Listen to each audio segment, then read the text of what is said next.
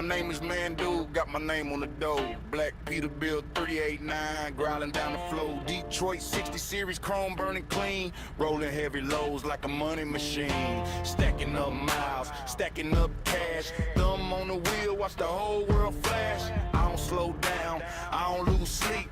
Big money coming in and coming deep. Man, rollin', Mando, rollin'. Black truck, going, make big rollin'. Big money, truckin', none of what he truckin'. Don't know what to do when he keep on coming. Fuel in the tank and pride in my chest. Every stop I make, I did it best. Chrome on the mirror, chrome on the smile. Paid for the whole run, 1 hard mile at a time. Stacking up miles, stacking up cash. Thumb on the wheel, watch the whole world flash. I don't slow down, I don't lose sleep. Big money coming in and coming deep. Man, dude, rollin', man, rollin'. Black truck, blowin', man, keep blowin'. Big money, truckin', big money truckin'. Don't know what to do when it keep on coming.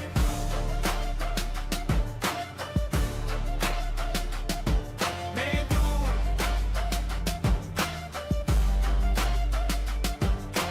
Pull up at dawn with the weight all gone. Hit it engine talk while the day's still young. If the road gets long, I just lean right in. Black Peterbilt shining, I'm back again. Mando, rollin', Mando, rollin'. Black truck, going, I keep rollin'. Big money, truckin', big money truckin'. Don't know what to do when it keep on coming. Mando, rollin', Mando, rollin'. Black truck, going, I keep rollin'. Big money, truckin', big money truckin'. Don't know what to do when it keep on coming.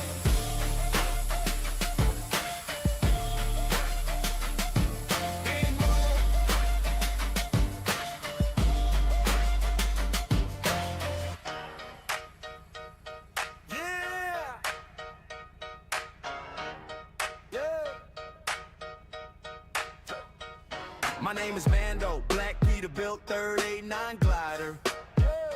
Chrome on the nose, Detroit diesel 60 series purring. Heavy oversized, long distance all night. Tied down right, I don't do it halfway. Big blow, long road, wide turns, slow roll, cash stacks, up every mile I go. Mando, roll that chrome. Mando, bring it home. Oversized shine money in the bag. Mando, I don't brag, I just drag.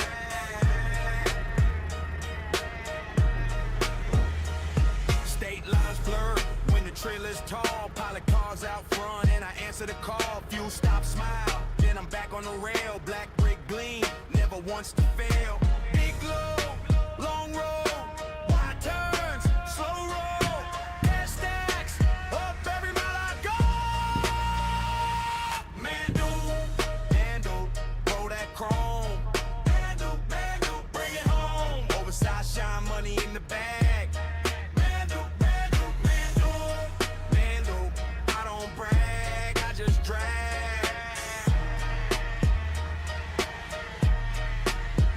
From dusk to dawn, I keep it clean. Heavy work in a heavy machine. Call my name when the load is mean. Man, Duke in black like a road-bound cat. Mando, roll that chrome. Mando, bring it home. Oversized shine money in the bag. Mando, I don't brag, I just drag.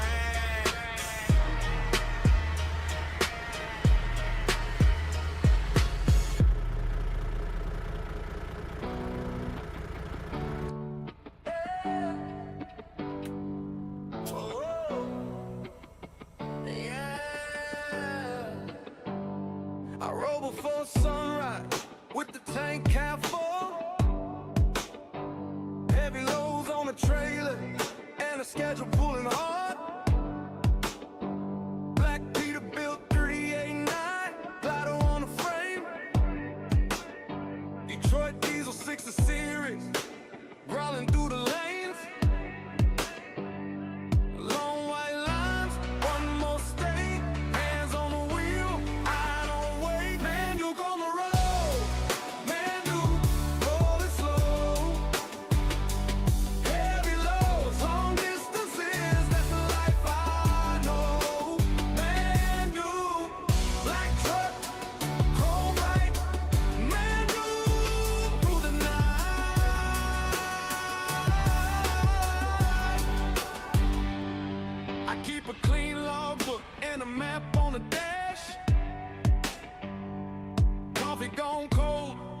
but the miles keep coming fast.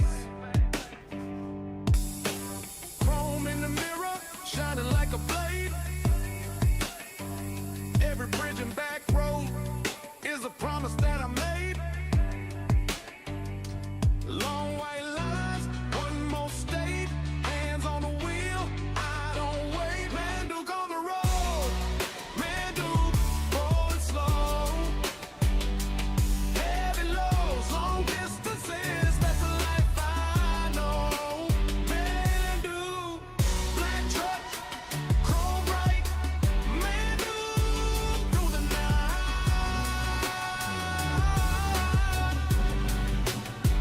At a lonely truck stop, I catch my own name. Paint on the hood and the dust in the rain. Still I keep moving with the engine low. One more 1,000 miles and then I'll go. Man, Duke on the road. Man, Duke, rolling slow. Heavy loads, long distances, that's the life I know. Man, Duke, black truck, chrome white. Man, Duke, through the night. Man, Duke.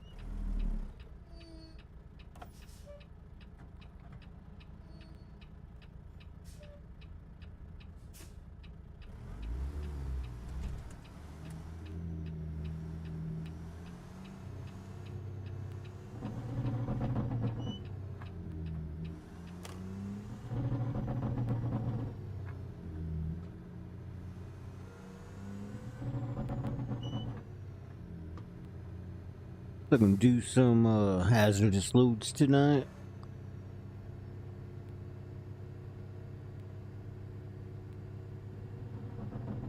The old drop trailer.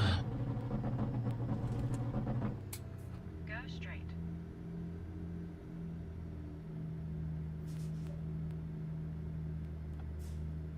After 100 yards, turn right. Turn right.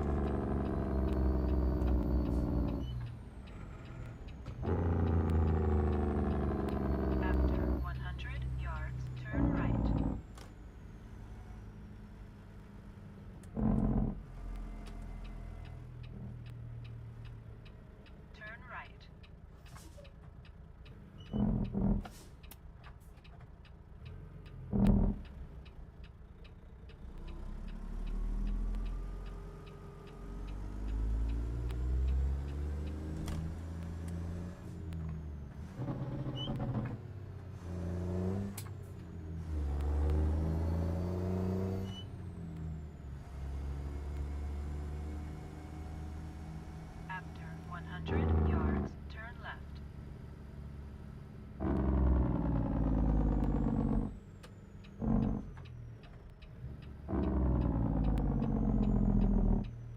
Turn left.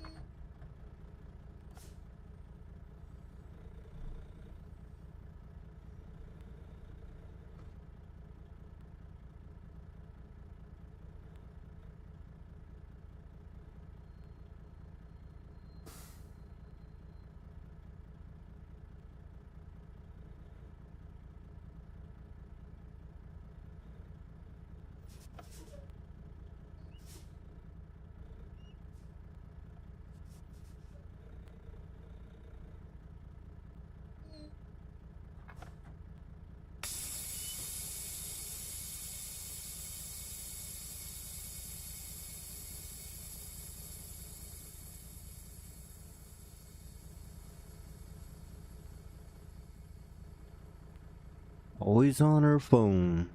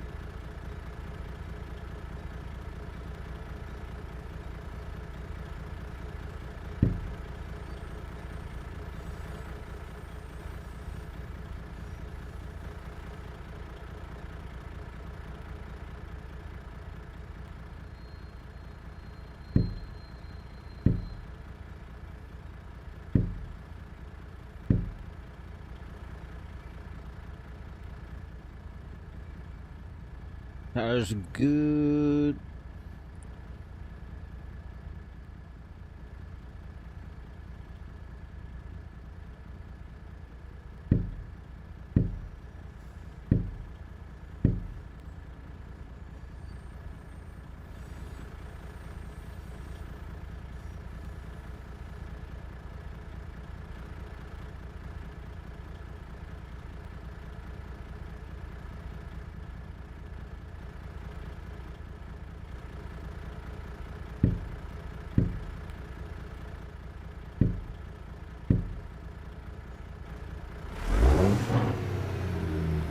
Hey, in there. Calm down.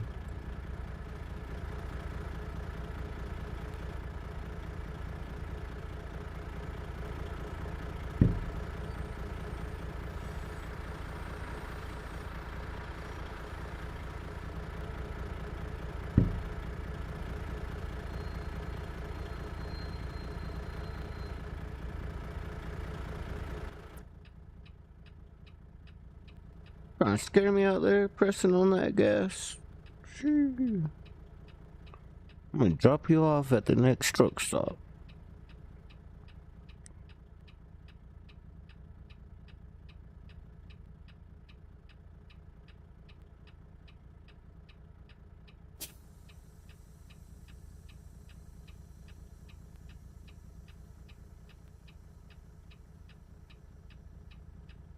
Denton, Texas. Lone Star Cotton.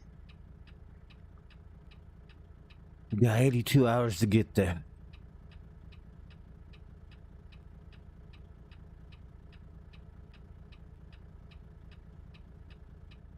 10 hours till I break.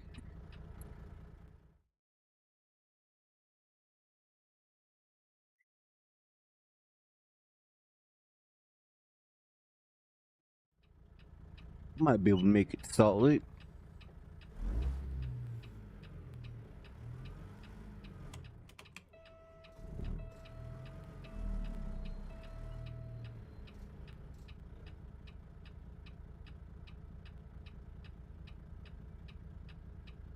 £25,000.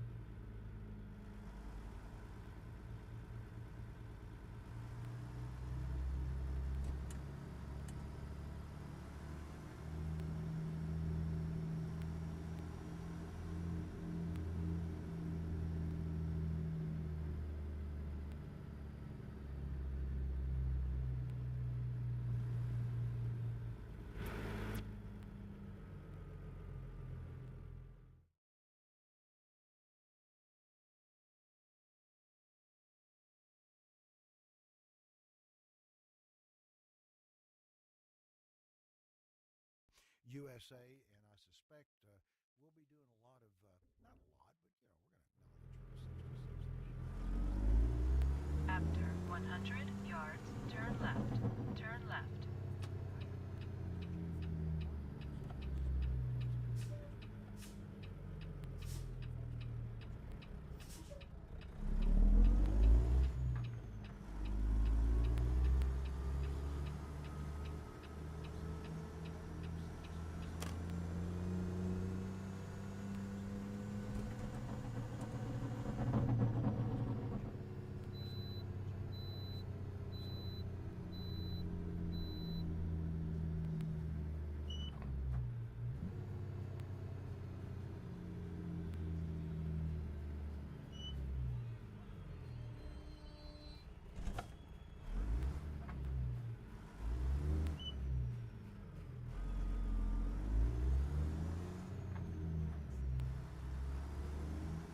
I wanted to see how much that weighed.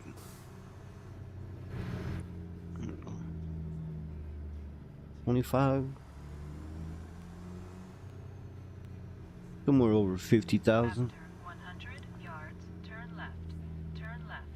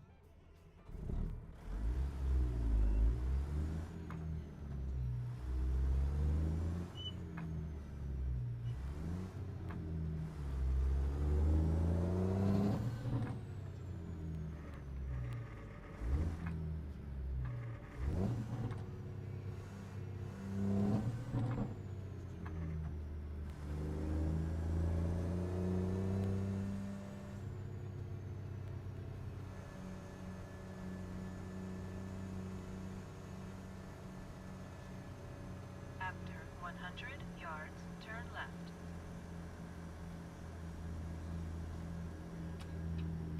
Turn left.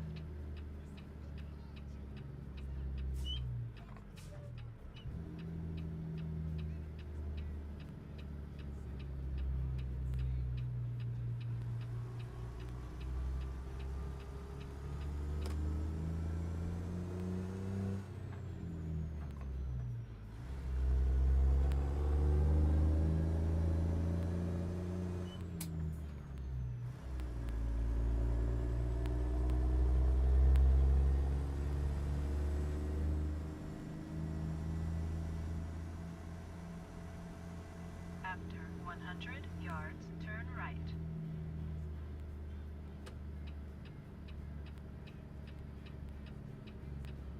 Turn right.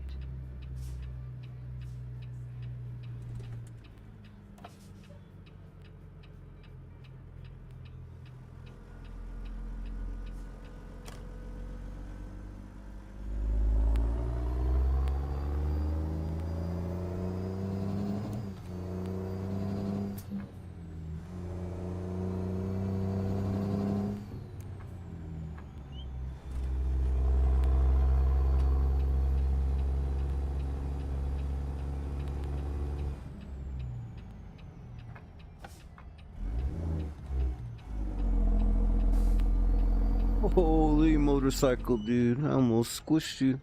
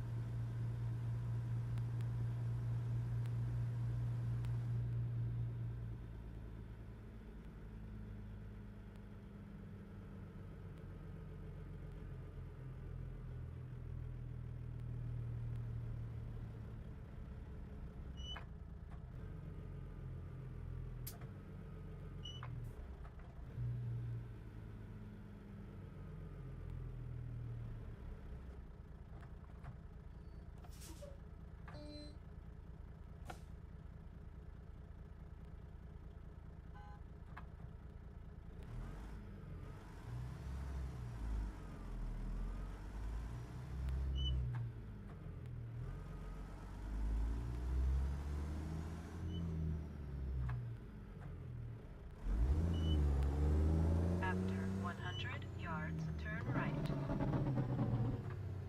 Turn right. Affirmative. After 100 yards, turn left. Turn left.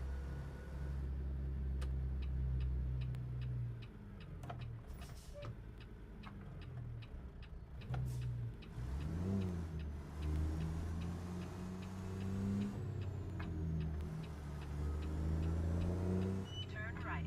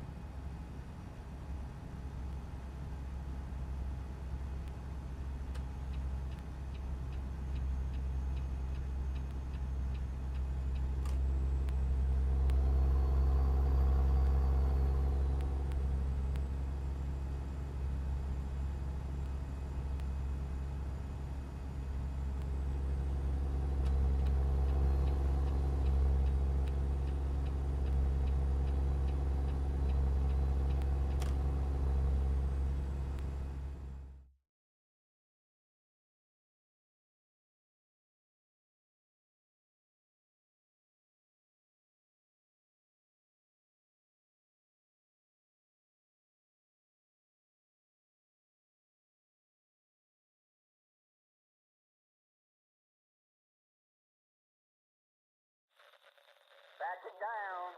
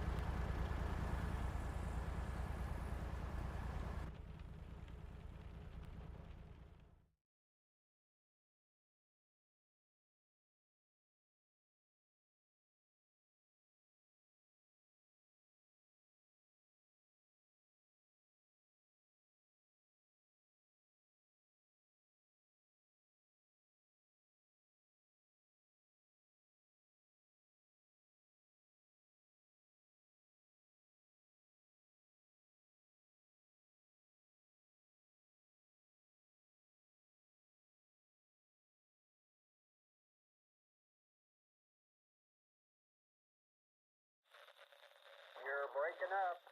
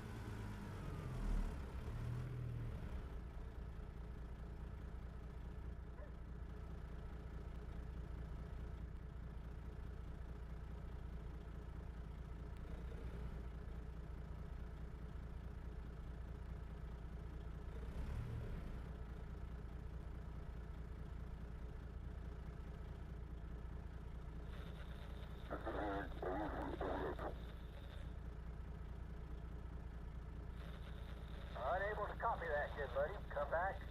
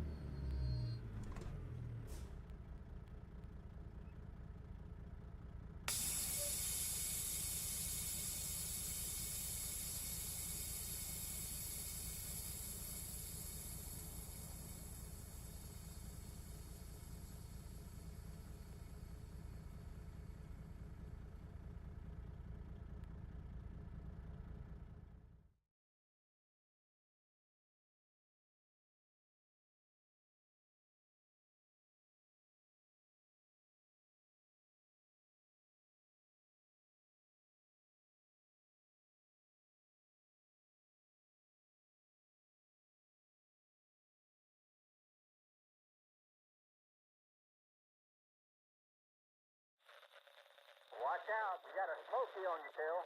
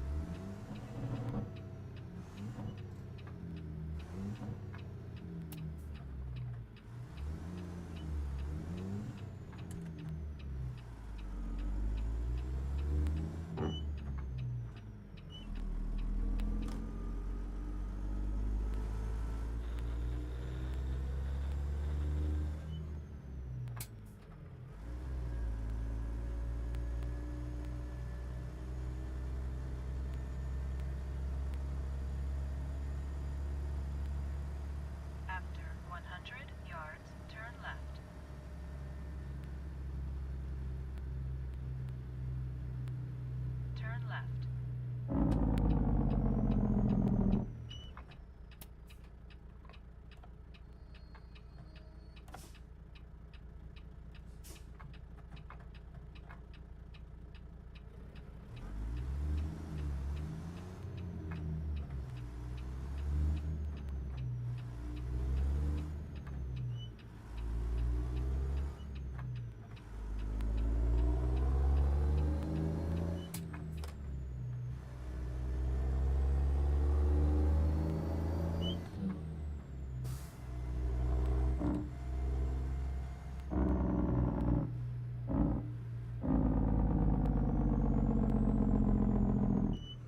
Go straight.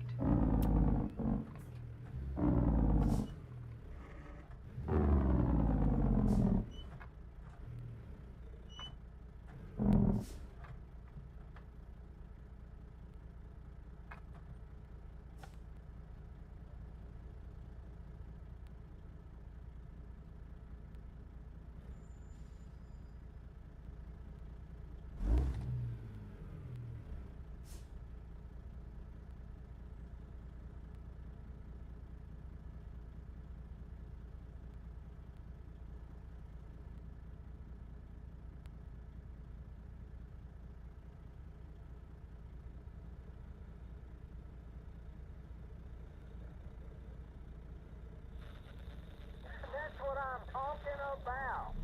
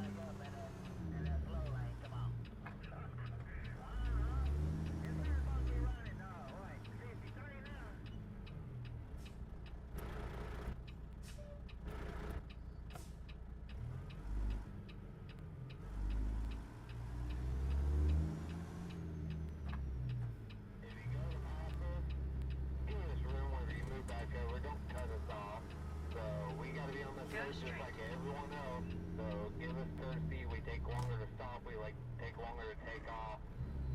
Oh well, that extra 5-10 seconds waiting isn't gonna kill you. Also, there, driver, see what's on the shoulder that he's trying to get away from. Make room for him.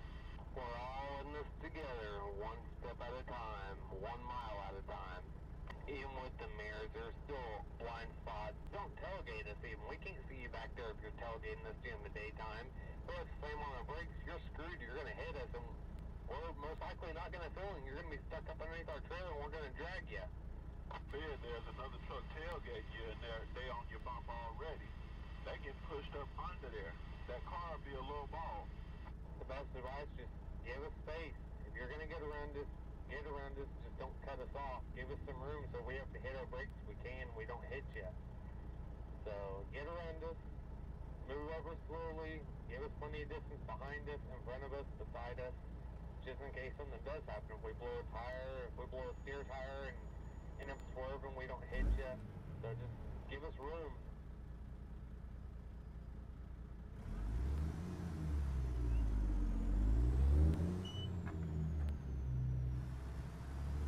The Corona-19 virus is a strain off the MRSA virus they made over in China. In China, though, for 4 months before they ever released it over here after we started getting sick. Idea before this. Yep, that's how it should be. But, I went into the restroom here at the bus here. You're worried about all this, oh, don't touch food, don't get your coffee. We have somebody going for it, but then you go in the restroom, and Go the restroom straight. is just this laser, a tornado hit it. It's just filthy, it's nasty. It's like, why ain't you guys in there cleaning that and wiping that down and wiping the counters and bleaching things down? They ain't doing that. Well, there ought to be a girl there to hold it for me while I go. Well, that would be a bonus for all us drivers out here.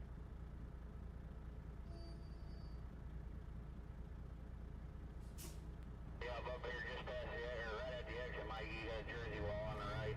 That'll be exit 59. You're going to need them both there, Mikey.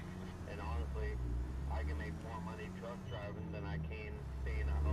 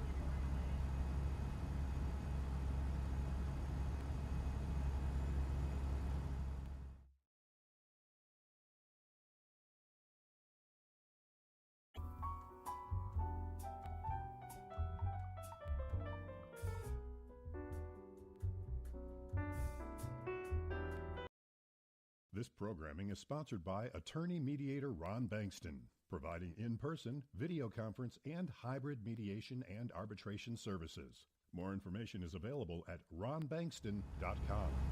Gaston. The light went out. The vault goes suddenly dark because the police have drilled through some electrical wiring. They're drilling. Yana's like, don't drill. He has hostages underneath, the falling concrete. Even strings up nooses and puts them around the hostages' necks as a threat. But they keep drilling. Day and night for I don't know how many hours, how many days. So, it was a nightmare situation. Yeesh. And then comes... gas through the holes. Tear gas. And then something I'll never forget. Was the screams from below. These violent screams. You can hear on the tape the coughing, the choking. Devoured by the gas. Help. And it takes over 30 minutes. 30 minutes? Yeah. After that, Yana finally surrenders. They all come out of the vault. And when I look out, I see these guys looking like Rambo. And the police are right there. No shirt on. Because they don't want to get tear gas stuck on their clothes. Weird. And this is that moment where after going through all of that together, the hostages are hugging and saying goodbye to Clark and Yana. And so they drag them all out to the front of the bank where they have ambulances lined up with stretchers laid out, and... The hostages were ordered to lie down on the stretcher. And I refused. I wanted to walk out because I was so angry with the whole situation. At the end of it all, the hostages all get taken to the hospital. I read my journals from the hospital, and it was very emotional. It shows how scared I was when I came there, how I couldn't sleep, how I wanted someone to hold my hand. I was screaming. And a doctor walks into the room. And the first question that Christine received was, are you in love with Clark? Oh, weird. And Christine is like just flabbergasted by this. Like, what? The psychiatrist couldn't believe that she was not, or another thing, they couldn't believe that Donna and Clark had not made some sort of pass at them. And this story of this attachment, including the baseless rumors of romance, it continues along these lines, like long after the fact. Like when the case eventually gets to trial, there's a rumor about the hostages refusing to testify against Yana and Clark. They testified. I read it. I read the entire court transcript. There's a rumor that they got together and tried to raise money for the defense of either Yana or Clark. That also didn't happen. No. I've read PhD dissertations on this subject. They'll confuse Elizabeth and Christine, or Brigitte.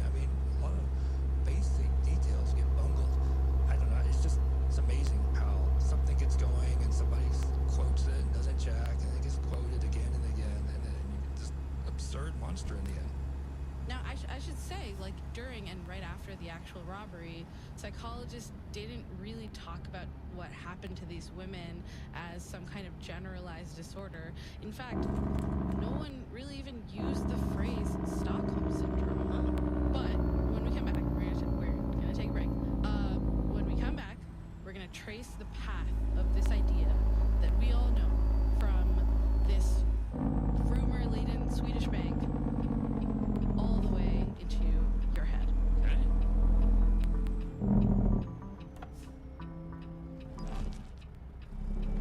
Radiolab is supported by Progressive Insurance. 4 walls and 4 tires protected. Customers can customize their insurance needs and protect what's important by bundling home and auto today, or at progressive.com or 1-800-PROGRESSIVE. Radiolab is supported by Seed.com. Seed's DSO1 is a 24-strain, 2-in-1 probiotic and prebiotic engineered to survive digestion, support healthy regularity, and promote whole body health. Learn more at seed.com/public. Your favorite PBS and Houston Public Media shows, live, on demand, and all in one place. Search HPM Plus on your smart and connected TVs. HPM Plus. On the podcast After the Flood from the Texas Newsroom and PBS's Frontline, we meet people who survived last year's floods in the Hill Country and those who lost loved ones. And we try to answer the questions they still have. After the Flood, out on June 24th. I'm Anita Rao. Embodied is WUNC's weekly radio show and podcast about sex, relationships, and health. Join me to meet people who aren't afraid to question what we think we know about intimacy, who are embracing the unique ways their bodies shape their lived experience, and who have some fascinating stories to share about their relationships. We'll take on the taboo together next time on Embodied. Sundays at 8 p.m. on News 88.7.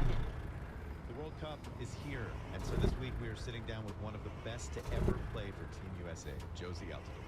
Obviously, we're in a position where the concentration level goes up in the hockey. They can play with a position where they have nothing to lose. We'll hear about his historic game against Spain and why it's been so hard.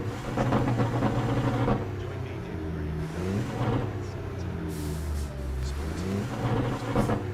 Sundays at 5 p.m. on News 88.7.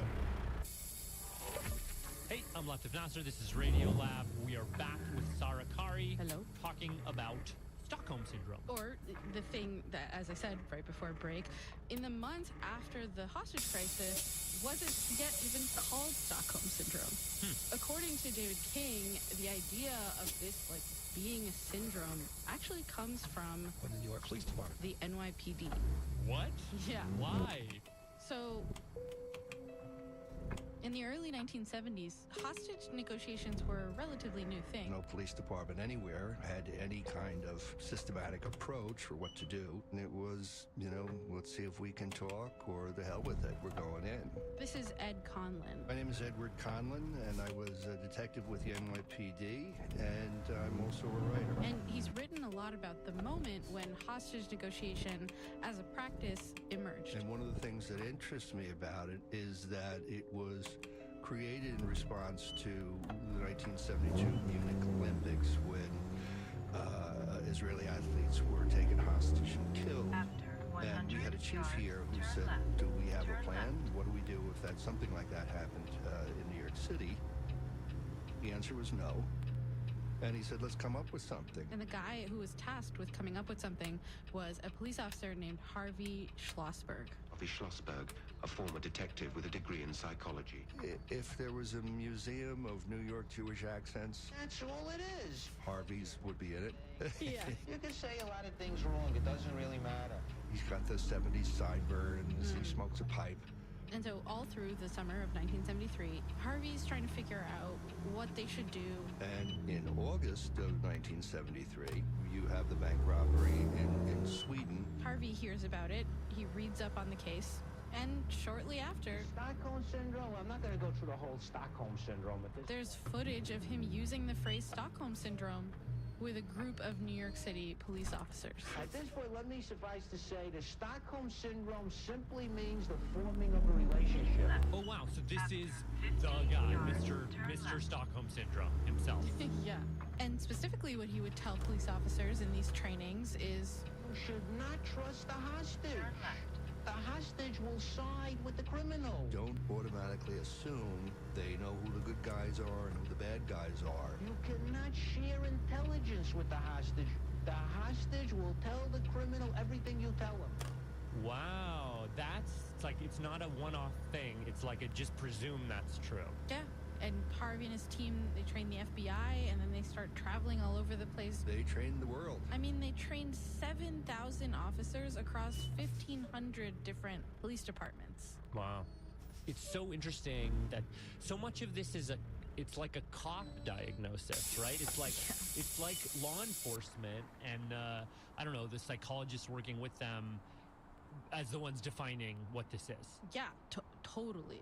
But then in 1974, it leapt out of the police training handbook and into the public consciousness. There's been a big kidnapping on the West Coast. The victim is Patricia Hearst, Thanks to the kidnapping of Patty Hearst. granddaughter of the legendary William Randolph Hearst. So, February of 1974, just 6 months after Stockholm, Patty Hearst, 19-year-old heiress to the Hearst family fortune, is kidnapped by this group called the Symbionese Liberation Army. Dragged screaming half naked from her Berkeley apartment. She's kept in a closet, beaten, and raped. Then, 71 days after the kidnapping, a bank robbery by the SLA. 2 months later, the SLA is robbing a bank in San Francisco, and in the middle of it all, the girl in the wig with the automatic rifle was Patricia Hearst. She appeared to be helping them rob the bank. Then she actually gave an interview saying that she joined them. I've been given the choice of 1, being released in a safe area, or 2, joining the forces of the Symbionese Liberation Army and fighting for my freedom and the freedom of all oppressed people. I've chosen to stay and fight. And sort of like with the Stockholm situation, when people heard this interview, they just thought she didn't sound the way that someone who's been kidnapped and beaten should sound. Yeah. There's no hint of coercion or anything. Yeah, and so some people started to think maybe she's brainwashed. Other people, to this day, think that she was ideologically aligned with the SLA. And as the entire nation was trying to make sense of all this, in June of 1974, I have to give Truman equal time. Truman Capote goes on The Tonight Show with Johnny Carson. Somerset Maugham once referred to him as the hope of modern literature. Super famous writer, like wrote Breakfast at Tiffany's and In Cold Blood. Fiction, non-fiction writer, probably one of our times. Would you welcome Mr. Truman Capote? He sits down with Johnny Carson and he explains, well, you know what I think is happening with Patty Hearst is... It's what that thing called the Stockholm Syndrome. You know what the Stockholm Syndrome is? No, I don't. A couple of years back. So he tells the whole original Stockholm story. And they were having continuous sort of affairs, forced from the beginning. False rumors and all. These girls refused to testify against them. And one of them is now engaged to this convict and is going to marry him on his release. That statement hits the newswires, and this totally bogus version of the Stockholm story just goes viral. One of the women is waiting for the robber to get out of jail to marry him. What? One of the females went on to marry one of the captives. Suddenly, everybody... Stockholm Syndrome and the mind control. ...is talking about Stockholm Syndrome. The individual is reduced to total helplessness. And running with this idea that people...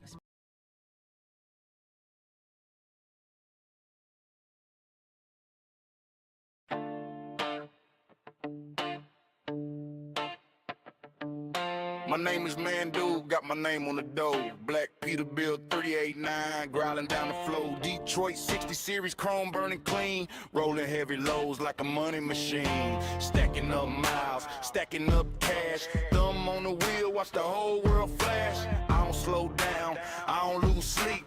Big money coming in and coming deep. Man, rolling, man, don't go in. Black truck, going, man, big rolling. Big money, trucking, none of what he trucking. Don't know what to do and it keep on coming. Fuel in the tank and pride in my chest. Every stop I make, I did it best. Chrome on the mirror, chrome on the smile. Paid for the whole run, 1 hard mile at a time. Stacking up miles, stacking up cash. Thumb on the wheel, watch the whole world flash. I don't slow down, I don't lose sleep. Big money coming in and coming deep. Man, dude, rolling, man, don't call it. Black truck, going, man, keep going. Big money, trucking, big money trucking. Don't know what to do and it keep on coming.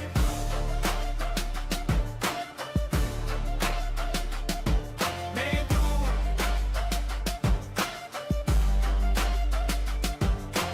Pull up back on with the weight all gone. Hit it engine talk while the day's still young. If the road gets long, I just lean right in. Black Peter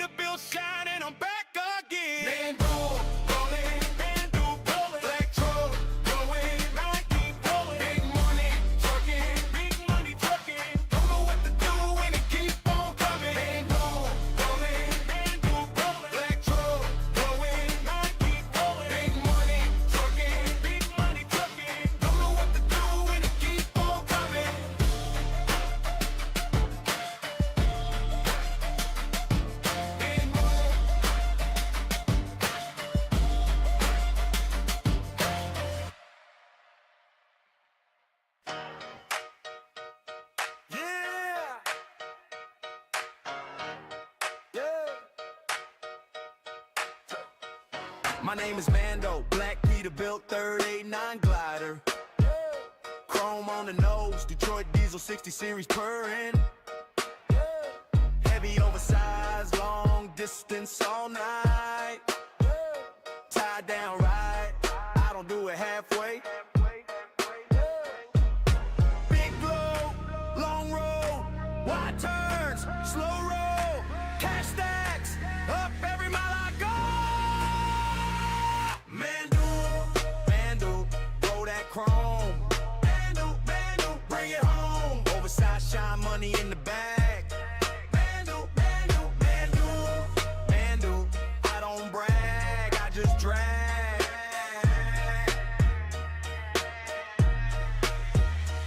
State lines blur when the trailer's tall. Pilot cars out front and I answer the call. Fuel stop, smile, then I'm back on the rail. Black brick gleam, never once to fail. Big low, long roll, wide turns, slow roll, cash stacks, up every mile I go. Mando, roll that chrome. Mando, bring it home. Oversized shine money in the bag. Mando, I don't brag, I just drag.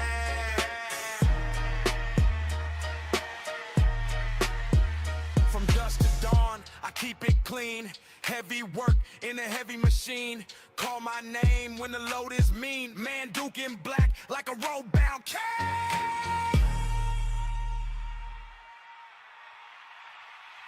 Mando, roll that chrome. Mando, bring it home. Oversized shine money in the bag. Mando, I don't brag, I just drag.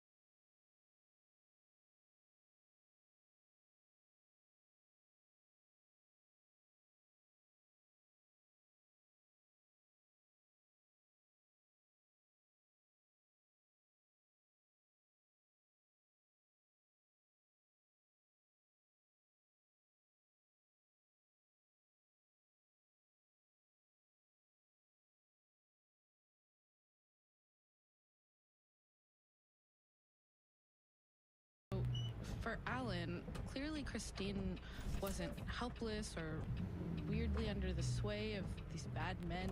She didn't have a syndrome. She was acting in a way that was rational, that made sense given the situation that she was in. So it's like even patient zero didn't have the thing. Yeah. But now where does that leave you? Like, what do you make of this?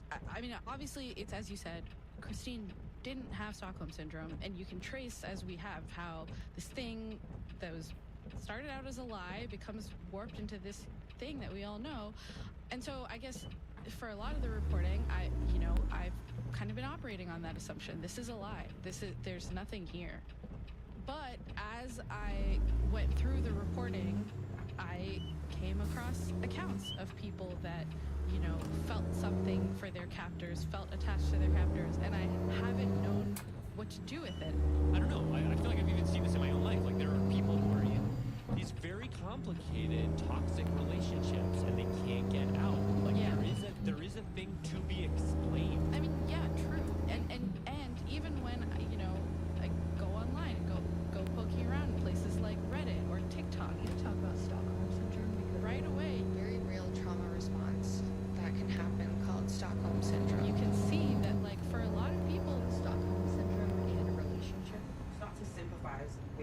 this thing that still kind of working for it. started out as a lie feels like that Stockholm syndrome or something. their truth, that they feel seen in some way by Stockholm syndrome.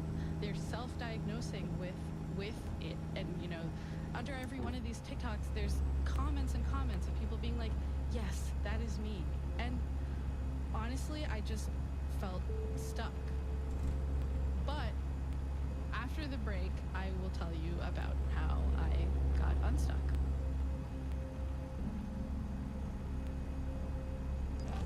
Radiolab is supported by Odoo. Odoo streamlines every aspect of a company into one simple business management platform. More information at odoo.com.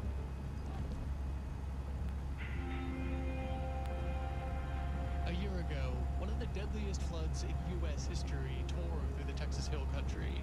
Since then, we've been following up with survivors. Everything is gone. And people who lost loved ones. I find myself just shaking my head saying, I can't believe I find myself here. You can hear their stories on the podcast After the Flood from the Texas Newsroom and PBS's Frontline on June 24th. Next time on The Pulse, physician Rena Oddish survived a medical catastrophe. Afterwards, all she wanted to do was return to her life and work. She hit the ground running and ignored any symptoms. I needed that to be a chapter that had closed and it was done.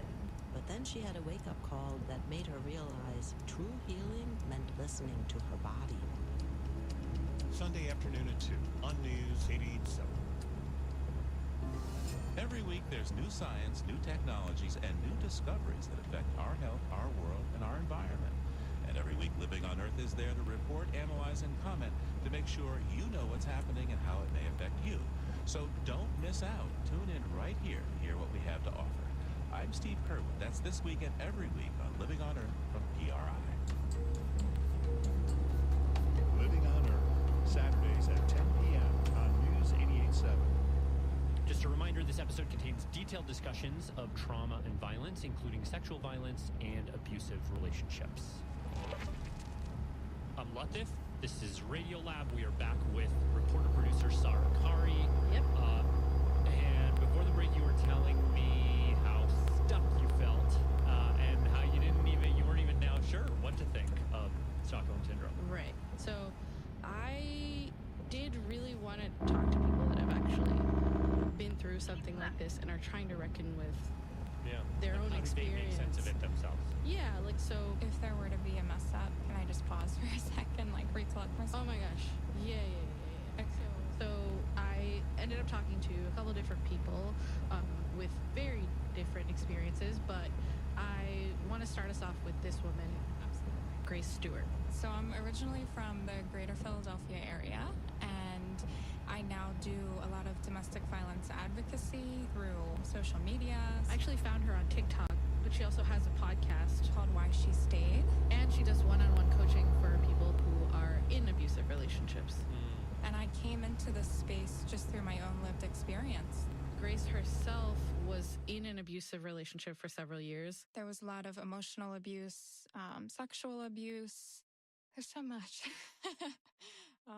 And one of the things that I noticed in Grace's TikToks about the relationship, which is honestly what made me want to talk to her, is how despite all of that, when she was in the relationship, she would have a lot of conflicting feelings about walking away. Yeah, absolutely.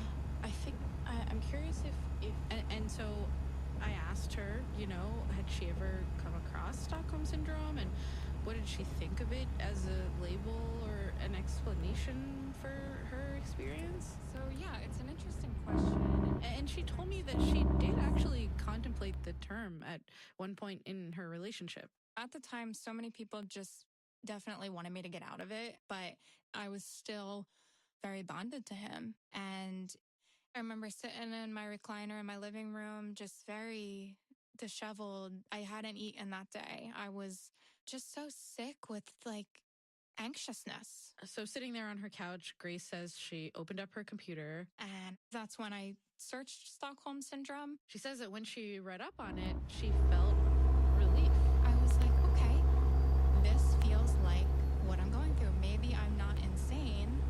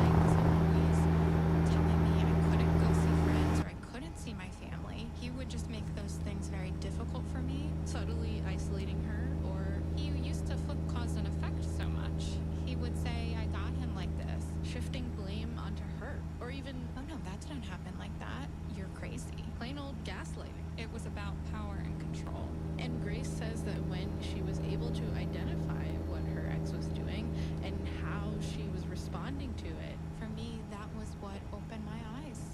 It really sealed the deal for me. It really did. So it's really important to know that coercive control. What's interesting is that when I was talking to Jess Hill, she told me that this shift to looking at the perpetrator, looking at the abuser, it's also helpful for people looking at these kinds of situations from the outside. When you start to see what the perpetrator does, the behavior of the victim survivor starts to make much more sense. And like for me to get to this point in the reporting, it was really exciting because it's like, okay, here's a way to talk about things that are happening, things that are hard to talk about without the victim blaming or scrutiny, and in a way that doesn't do more harm. But in the middle of all this, I sat down one evening and I was watching this sort of true crime documentary about the cult at Sarah Lawrence College, and I'm watching the people that are joining this cult, and it was all just so strange and foreign to me that I found myself having this knee-jerk reaction of asking these questions like, wow, why did they do that? Like, why didn't they just leave? Like, why did they do X or Y or Z, you know, strange thing? And so, of course, as I'm doing this, I'm like, oh my God, I am still doing the same things, like all of those same impulses to scrutinize the victim, and it's like, it just like immediately just slotted right back into my brain. And like literally in the midst of all this reporting, so that felt very uncomfortable. Yeah. And so I'm sitting there and I'm thinking all this stuff, and I'm like, honestly, maybe what I need to do is call one of these people. I'm gonna take a sip of this water. Yeah, do it. And get used to hearing every detail in such high fidelity. And so I did. Okay. My name is Daniel Barban-Lemon. I live in Los Angeles, and I'm 33. I kind of want to get a little bit into your backstory. And I think that this is the conversation that finally got me where I wanted to be. Not just like intellectually, but also emotionally. I recognize that I guess what I'm about to ask is a really big question, but you already know what I'm gonna ask. Like, what happened? Yeah. Okay. I went to Sarah Lawrence College. One of my roommate's dads, Larry Ray, got out of prison and needed a place to crash, and we said yes. And he started a sort of self-improvement routine with me and my roommates, which seemed fairly innocuous at first. And the next summer, he got an apartment in Manhattan and offered me a couch to crash on while I was working in the city, and I took him up on it. And all of the devolved over time to abuse, sexual abuse, psychological abuse, coercion, and ultimately what you would call a cult. And that averaged around maybe 8 people in this apartment in Manhattan. I was there for about 2 years altogether.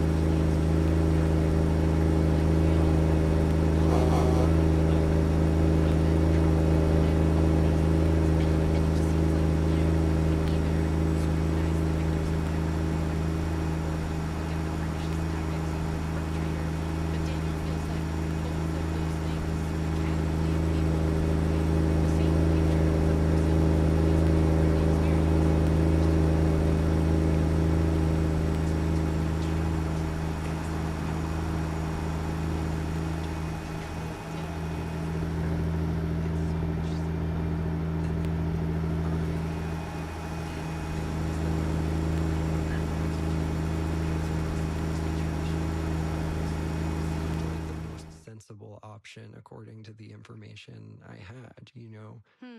And I was scared. Like, when I lived with Larry, I remember looking down at my feet and seeing like visible dirt spots because it had been so long since I'd been allowed to shower. And now, of course, that sounds so out of control, but you just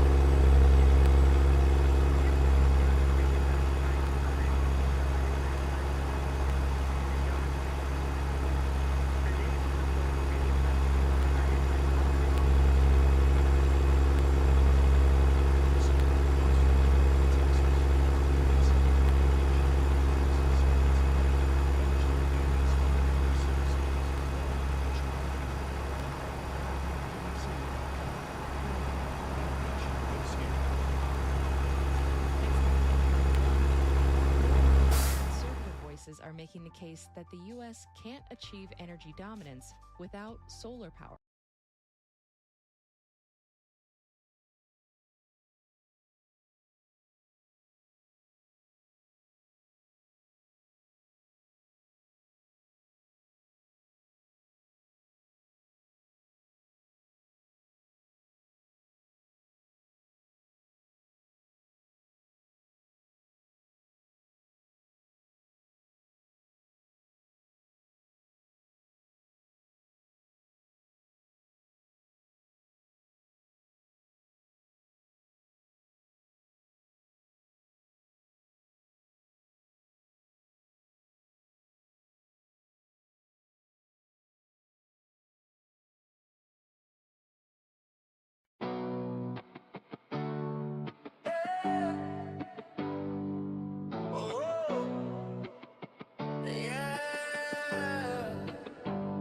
I roll before sunrise with the tank half full.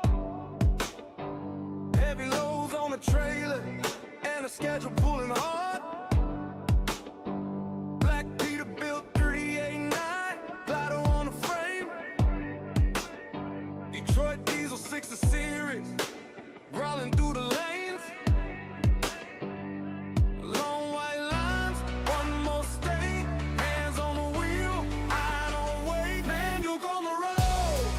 Man, you roll it slow. Heavy loads, long distances, that's the life I know. Man, you black truck, chrome white. Man, you through the night.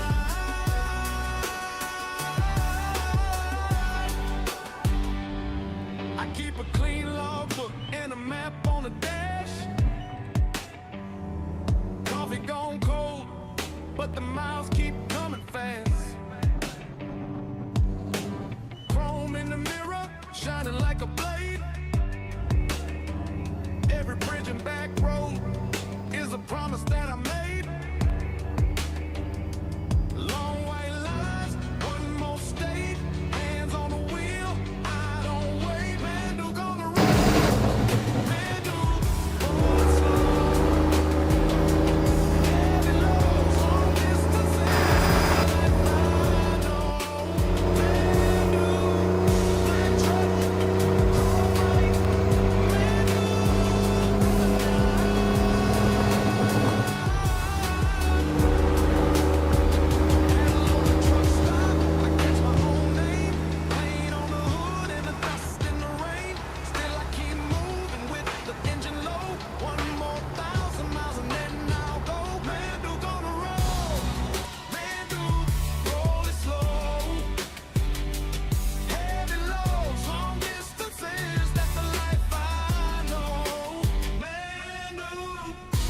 truck, chrome white. Man, you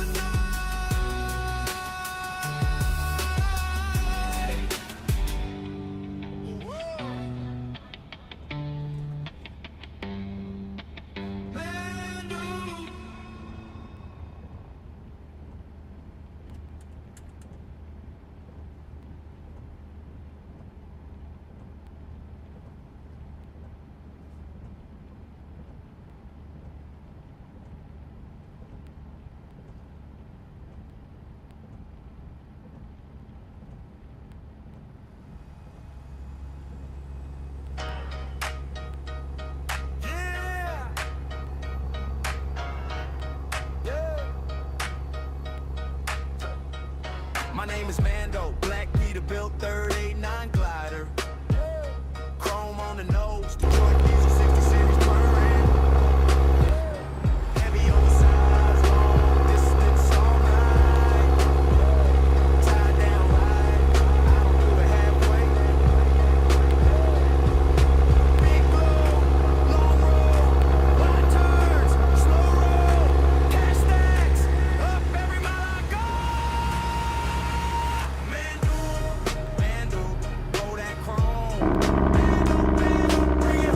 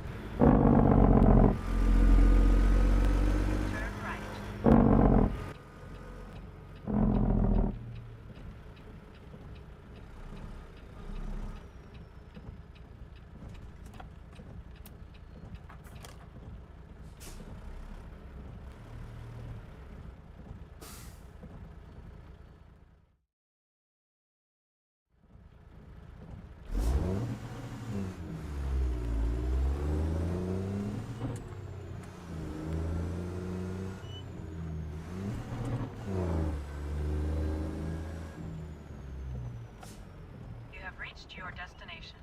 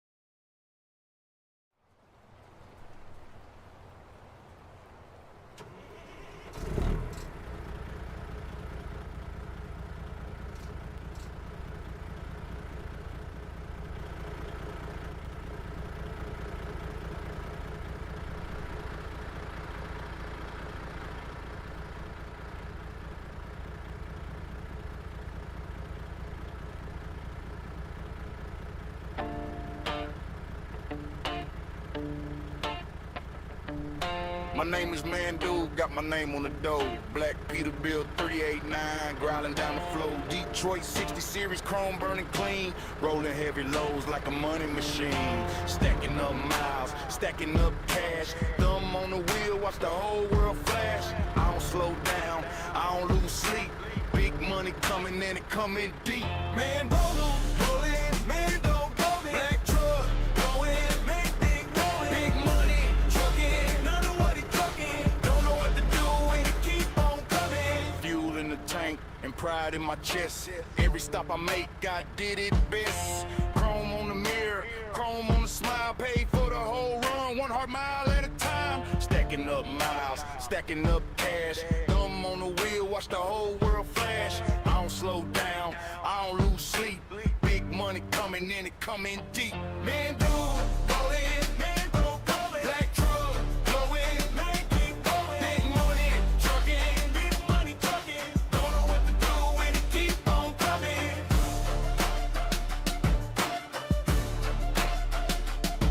Man,